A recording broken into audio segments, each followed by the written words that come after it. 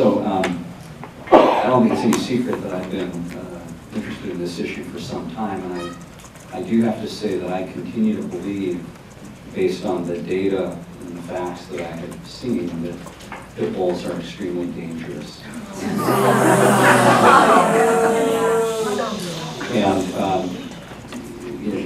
the metric that I think is most important is the severity of attacks. You'll read from a lot of the correspondence, I've got a lot of emails, a lot of letters, a lot of papers. You'll read a lot about how, all dogs bite, and the frequency of dog bite incidents or dog bites doesn't change when you have legislation and all.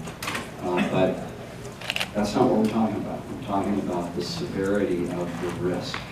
And year in, year out, it appears, for whatever reason, I'm not a veterinarian or an animal psychologist, but year in, year out, it appears that pit bulls, which may constitute 4% of the population of dogs in the United States, are responsible for 60%, 70%, 80% of fatal attacks on people. Last year, there were 31 fatal attacks by dogs. 4% of all dogs are pit bulls, so you'd expect that one of those would have been caused by a pit bull, 1 out of 31. And in fact, it was 27 out of 31.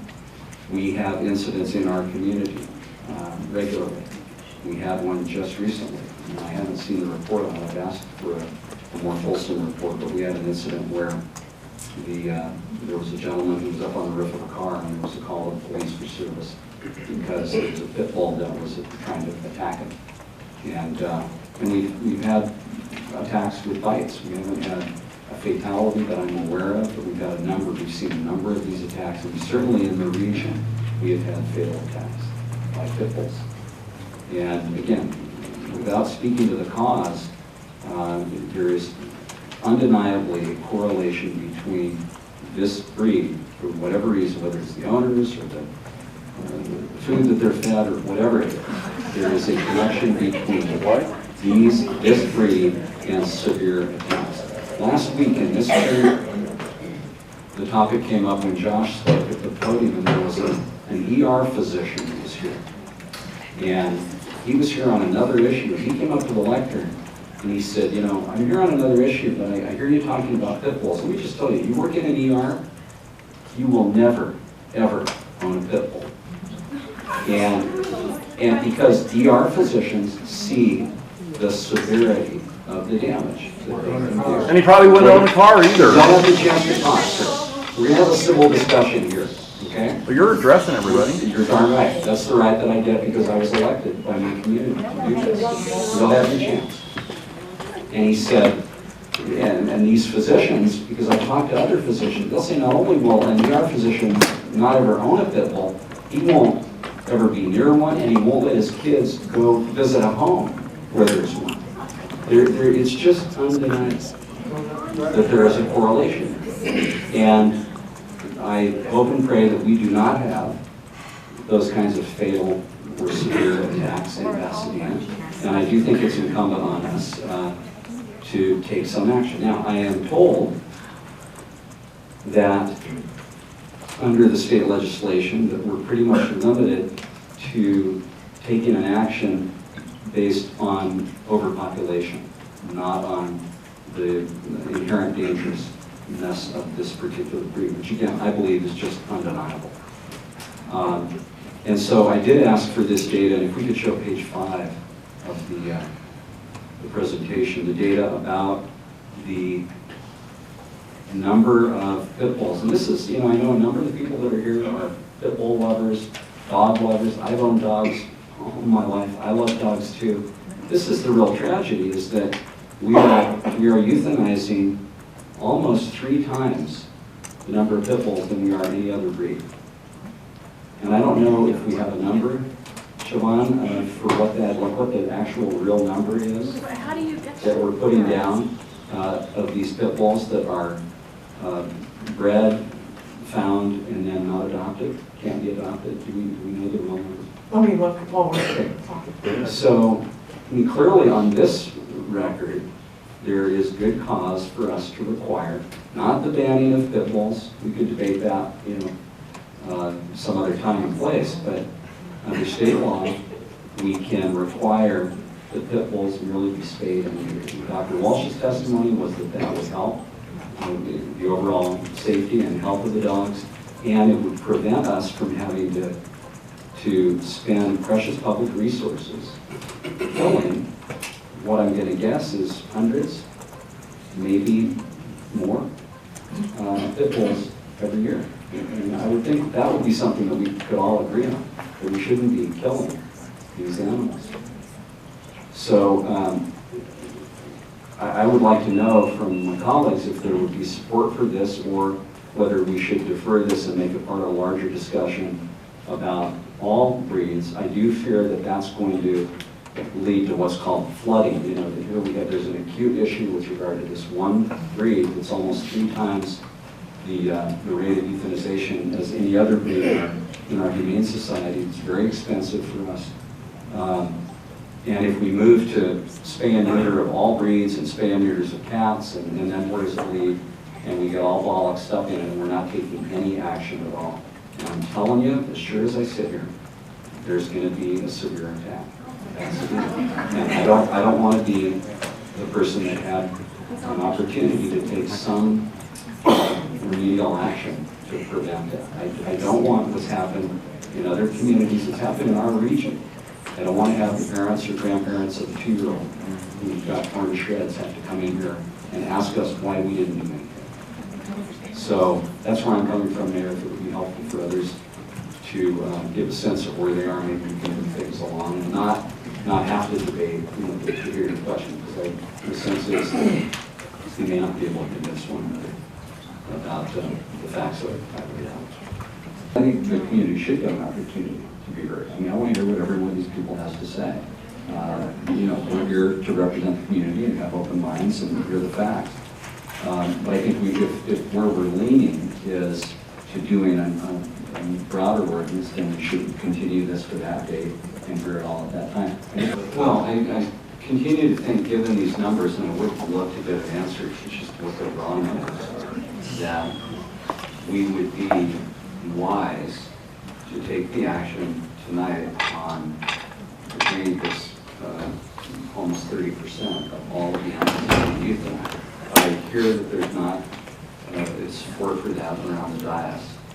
So I think it'd be perfectly fine. I think it'd actually be preferable if we could continue this to a date certain, when we also know that we can calendar the other approach, and then have everyone here to discuss the merits of it.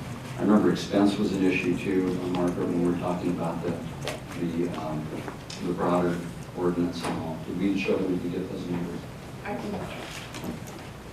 I don't have them this evening. I can provide them first thing in the morning. Is the Humane Society not here tonight?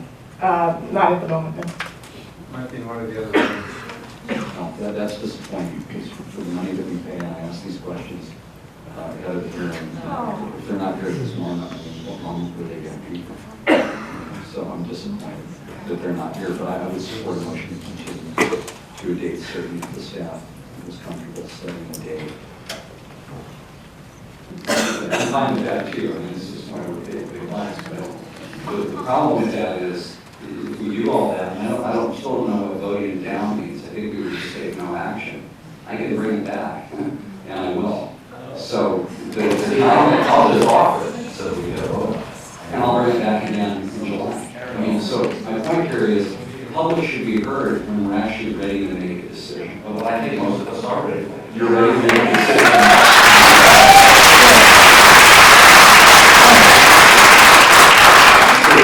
Is your intent to move that we adopt an all-breed abandonment? We're not acting. We're not acting. We'd be acting on this. Look, there have been a whole series of proposals here aimed at solving a problem that I don't think we can solve. And so, at least not through this approach. So I do think that the action the council took to take up the matter of the all-breed solution or spay and neuter thing proposal is a prudent thing to discuss after the canvass has been completed. In the interim, you brought the idea of taking the single breed legislation. That has stirred up a tremendous amount of community interest. We've all been bombarded, most of you, with information and earnest points of view. I think we should close that loop, and I think we should do it tonight. What I'm telling you is that you're right. They'll all come back again when we talk about the breed, the all breed, because contained within that will be the question of whether, because I guarantee you what the Humane Society is going to come in and talk about is resources, enforcement, and all those issues. And it may well be that I will offer this same exact solution. Well, that's up to you. You're right. But my point is that a motion to table allows the community to speak when we're actually going to do something. What you're saying is we're not going to do anything. What And that's I'm saying is that they're here to speak tonight. They've been sitting here patiently. We should hear from them. That's all. Councilman Steve Madison has said that he wants to avoid any serious pit bull incidents before they happen by BSL. Using Mr. Madison's logic, we should eliminate all cars that go too fast and could potentially cause an accident. I have heard doctors say they would never own a swimming pool after treating a child who was drowned. If pits have a hard time getting adopted, which they do, it is because of archaic thinking and fear that Councilman Madison spreads. And listening to him, I would think of McCarthyism. He said he wants to be educated and hear what we say, yet he hardly looks at any of the speakers. I'm sorry, he will never know the love of a pit bull because he will never take the opportunity. And I find him to be a very scary person. Thank you. That does complete the public comment, and Mr. Madison has requested an opportunity to address this subject. Thank you, Mayor, and I want to thank my colleagues, first of all, for being willing to tackle this issue, and all of the speakers. I do have some questions, and I want to start by asking if we got any data from the Humane Society. Yes, we did. In calendar year 2012, 4,198 dogs were taken into the shelter. 676 dogs were humanely euthanized. That's about a 16% rate. And then 27% of those dogs on average are pit bull, which equates to about 183 pit bull dogs euthanized in 2012. Of those dogs euthanized, 51.4% had serious medical issues, were underage or underweight. 45.2% of those euthanized had behavior issues such as extreme aggression or fear, and 3.4% of those animals had no placement opportunities. Thank you. So, 183 in 1 year, over years, that's going to really add up to hundreds and hundreds of pit bulls that are, I guess that's funny to you. It's not funny. Hundreds and hundreds of animals. Ladies and gentlemen, we did put ourselves out to take comment from each and every one of you, and at this point, I'm going to ask that the silence be maintained to allow the council to have its deliberation, if you please. Thanks, Mayor.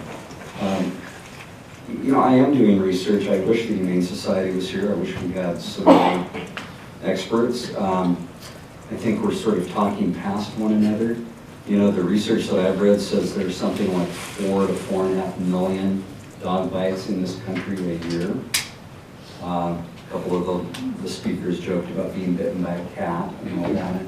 But remember, at the very top of the meeting, I said we're not talking about incidents, period. We're talking about severe attacks, the severity of the danger, really. Not even aggression, particularly, but the severity of the injury. I mean, I suppose all dogs bite, but it does seem to me, when you look at the data, that in a very disproportionate number, when pit bulls bite, it's more severe. Now, there is research that says there are some reasons for that. And again, I'm not endorsing the research, I'm just telling you what I have read. What that research says is that pit bulls have been bred to fight and to kill.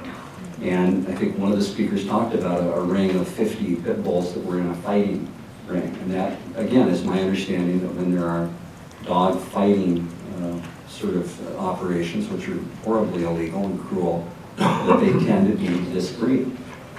I read research that said that their jaws are extremely strong. That their jaws are extremely strong. No, actually, Okay. German Shepherds So, don't right here, stop. Yeah, we're not talking about German Shepherds, we're talking about pit bulls. And are their jaws really, really strong? And do they actually bite using the strength of their jaws in a way that is different? There is research that says, yes. Yeah, listen. You listen with your ears. And that they bite and they grab and they hold on and they shake and they don't let go. So the data says there are about 4% of the dog population in our country.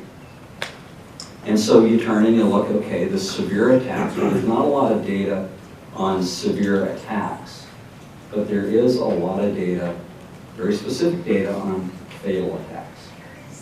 So 4%, if as everyone says, I'm wrong, I'm lying, then 4% of the fatalities would be pit bulls. In California last year, there were 5 fatal dog attacks. First one was a woman named Elsie Grace in Hemet. She was 91. In February of last year, she was killed by pit bulls. Then in April, Claudia Gallardo in Stockton was killed by pit bulls. Then in May of 2013, right here in LA County, in the northeast part of the county, Pamela Devon, who was 63, was killed by 4 pit bulls. And then up in the Bay Area, in Union City, in June, a 6-year-old boy named Nephi Saylor was killed by the family pit bull. And the family said it was like his best friend turned on him and just wouldn't let go. And then in September, a 2-year-old out in Colton named Samuel Zamudio was killed by 4 or 5 pit bulls that his family owned. So, I mean, any right-thinking person would, especially when you sit in our seat and you say, we've got an obligation to protect the community, why are 4% of the dog population responsible for these kinds of fatal and severe attacks? I mean, clearly there's something that should be examined, at least. I'm really disappointed that the Humane Society isn't here. And I read the noteworthies, and I see that we have incidents involving dogs, and often they are this pit bull breed. And so I come here, trust me, there's no political mileage to be gained from this issue. I mean, just look at the folks. And it seems like a lot of them are talking about the personality of the dog, or if properly cared for, the dogs can be wonderful pets. I grant you all of that. I'm just saying, if you look at the data, there is both physical evidence and numeric evidence to suggest that a right-thinking person in our position would have to take this issue on and figure out why, at least why. Yeah. Pardon me? Did you say I'm wrong? Yes. Did pit bulls kill Samuel Zamudio, the If pit 2-year-old? bulls have different jaws, No, they have answer to my be question. classified as a different species. Did pit bulls kill Samuel Zamudio? I don't know, I haven't seen all of Do you know about Sure, any of you're these more? cases? I can answer it for you. Where do you get that Dave, we should probably keep the discussion moving. Well, let's talk after Did the you meeting. see the dogs have been Let's here? talk. Who determined it? I'll be happy to meet with the folks, and I want to hear about these cases, because I'll tell you, I didn't just rely on dog bite. I went and looked at the coverage of the cases and the What about pictures the of the Pomeranian pictures that of made the the dogs 6-week-old and their baby's pit brain? bulls. From where? So, Why is Josh not being given an opportunity when he knows about the case you're talking I'll about? answer Ladies the and question. gentlemen, we're reserving this time for deliberations within the council. He asked now, me- if the answer is Ask to the do, question. If the answer is to do all breeds, fair enough. But I'm not particularly concerned that, one of my Maltipoos is going to kill somebody. They might bite somebody or nick somebody, but if that's what the legislation should say, and a number of the people said, oh, you're going to take away my dog or kill my dog, that's not what a spay and neuter ordinance would do. There is research that says that 92% of the dogs involved in fatal attacks are males, and that of those, 94% are not neutered males. So clearly there would be some basis, if that data, again, I'm not endorsing it, I'm just reporting what I've read. If that data is accurate, that would suggest that a spay and neuter ordinance could have a positive effect, perhaps. So that's the reason for this lengthy hearing from where I sit, and I leave it to my colleagues as to how they want to proceed. Yeah, so the motion is actually not to continue, it's to just table. And no, let me finish. And what that can mean is it could come back or it couldn't come back. So just to clarify that. The other things I wanted to say there are nobody was talking about criminalizing. Terry has used that word, but to my knowledge, we haven't talked about any criminal sanctions here. We're just talking about public policy. I did want to mention, though, that reminded me, and this goes to John's comments, that because a number of the people that wrote in, talked about you have to deal with the owners, you have to hold the owners responsible. In 3 of the 5 fatal attacks in California last year, there are criminal prosecutions underway. So the authorities come in and they're charging the owners of pit bulls with manslaughter, some sort of homicide, or endangerment of children in the case of the 2 kids. There was 1 shot of the 2-year-old. The other thing I just like to know for the record, how many of were there 67, 68 speakers? And there were 55 speakers, and out of those 55, there were 18 residents of Pasadena. Thank you very much. That completes the deliberations on the motion that is pending. Mr. Johnston, would you take a roll call vote?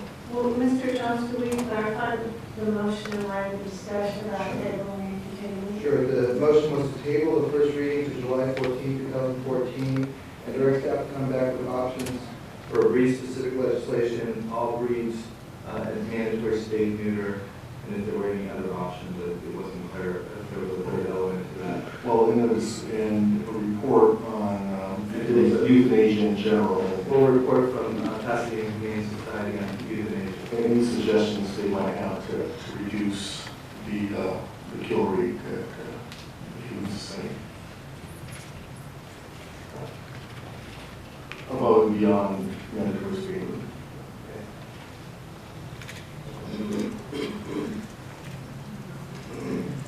Councilmember Gorda? Yes. Councilmember Kennedy? No. Councilmember Madison? Yes.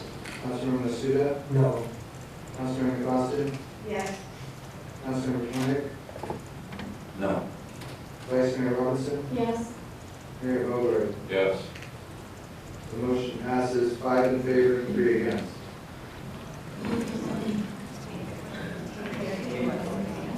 We just published the date again because people may have been interested in here. July 14th,